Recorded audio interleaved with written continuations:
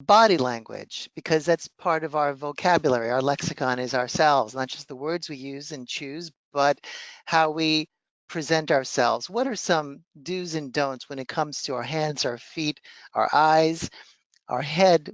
What could we use to our advantage, and what should we avoid when we're sitting in that chair?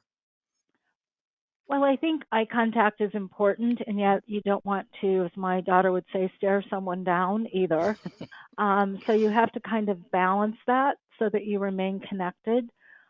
Certainly, head nodding, some of the relatively nonverbal cues, although they're verbal, like yes, those sorts of things to demonstrate listening is important. I think asking the individual at times, depending upon the feedback or what you're sensing coming back the other direction, pause and ask, is this the kind of information that you're looking for? Or was that helpful? Or do you need me to go into additional details? We usually will say that less is more.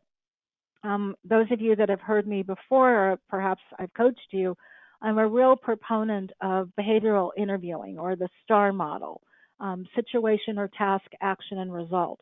So organizing your examples, being able to communicate those very succinctly, but then allowing the opportunity for follow-up questions and to go into more depth and detail.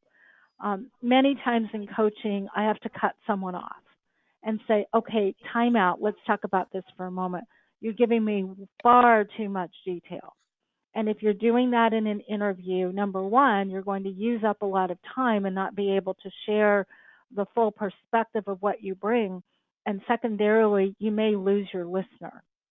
Mm-hmm. So being organized, telling your stories, saying those quickly, feeling free to use your hands if you're that way. For some reason, I'm not today. I don't know why. Usually my hands are flailing.